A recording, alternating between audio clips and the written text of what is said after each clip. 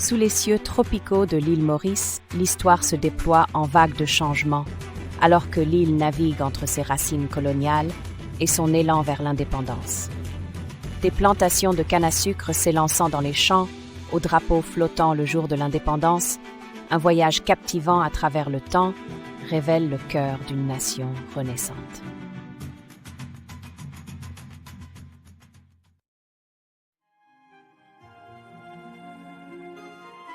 Perchée au cœur de l'océan Indien, l'île Maurice offrait un sanctuaire aux marins et aux marchands en quête de luxe exotique.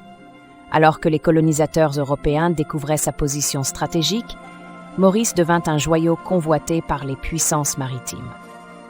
La beauté de l'île cachait la complexe tapisserie de culture façonnée par son passé colonial.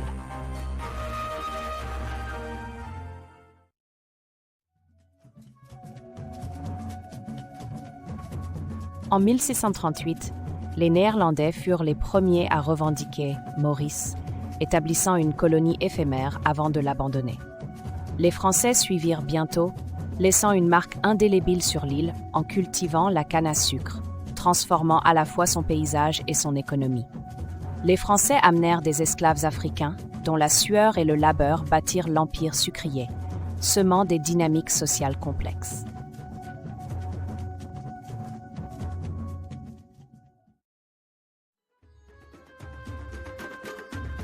Les Britanniques prirent le contrôle en 1810, promettant peu de changements au départ. Cependant, l'abolition de l'esclavage en 1835 envoya des ondes à travers l'économie et la société de l'île Maurice.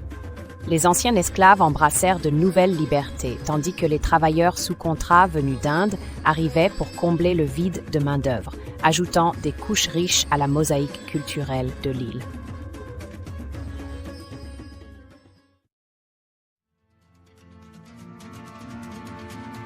Tout au long des 19e et 20e siècles, Maurice fit face aux douleurs croissantes d'une société en transition vers la modernité. Des communautés multiculturelles émergèrent et l'économie sucrière fluctua avec les marchés mondiaux. Les habitants de l'île luttèrent pour leur identité et leur autonomie, s'unissant au-delà des lignes ethniques pour exprimer des aspirations à l'autodétermination.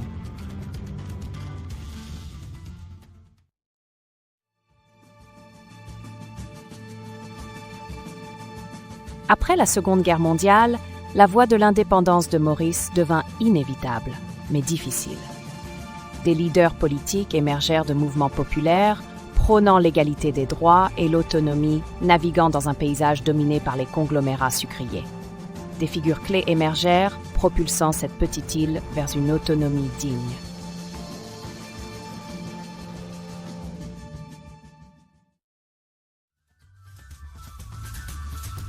L'indépendance fut obtenue le 12 mars 1968, un jour ponctué de célébrations jubilatoires. Les drapeaux de Maurice flottaient sous les cieux tropicaux, alors que toutes les ethnies se joignaient à des démonstrations de solidarité et de fierté partagées sans précédent. Les festivités joyeuses emplissaient les rues, une célébration qui résonnait des rêves d'une aube nouvelle et vibrante pour Maurice.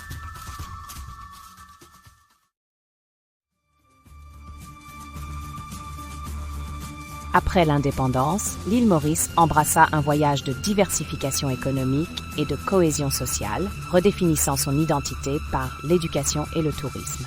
L'île se transforma en un phare de stabilité politique et d'harmonie culturelle, préservant son riche patrimoine tout en forgeant une voie vers la prospérité.